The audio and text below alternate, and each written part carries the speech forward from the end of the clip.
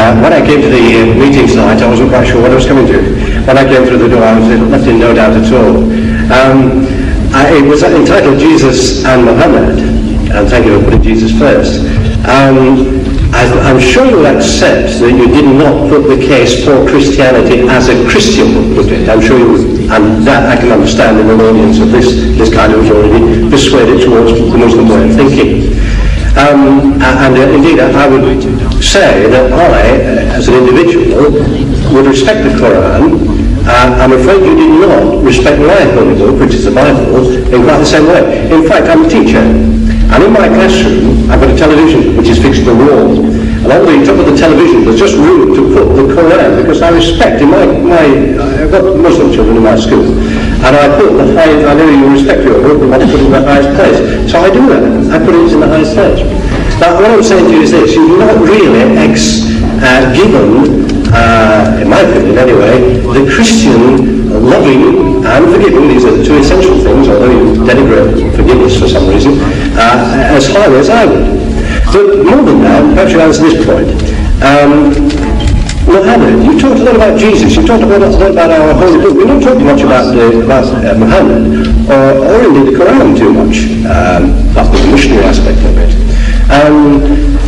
Could you tell me how you can believe, indeed anybody in this room can believe, in one man who couldn't read, couldn't write, indeed could get his followers by bloodshed through war, how you can believe that that man was a follower of God, let alone a prophet of God, and to accept all his teachings as you do so glibly, and yet reject Christianity and the holy book of Christianity so easily as well?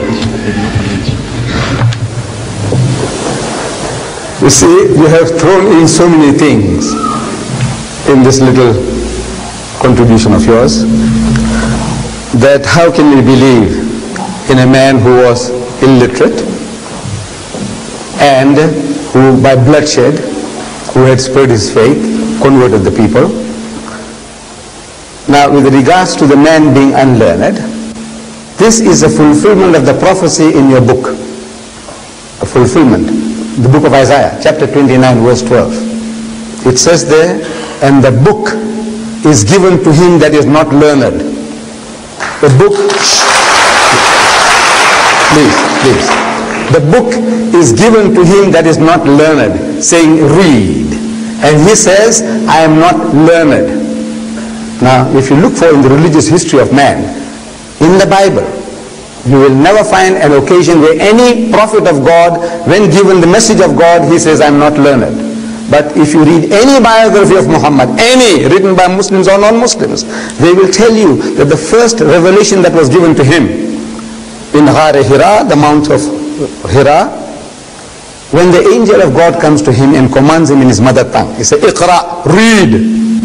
And Muhammad says, Ma ana biqari'in. He said, I'm not learned. So the angel of God commands him a second time, Iqra, read. And again he says, Ma ana biqari'in. He said, I'm not learned. For the third time the angel of God embraces him hard and he says, Iqra bismi rabbika alladhi khalaq. Now he grasps the message that what he was required to do was to repeat. Because this Arabic word Iqra means to read, to recite, to rehearse, to repeat. And he repeats the words as they were given to him. Iqra bismi rabbika alladhi khalaq. Read in the name of thy Lord and Cherisher who created. Khalaq al-insana min alaq. Say, he who created man from a mere clot of congealed blood. Iqra wa rabbuka al-akram. So read and thy Lord is most bountiful. So he says, Iqra wa rabbuka al-akram. So allazi allama bil kalam. So he who taught the use of the pen. So he says, allazi allama bil kalam. So allama al-insana ma lam ya'lam. Taught man that which he knew not. The very fact that the man is unlearned is a proof that this book is a book of God. You misunderstand.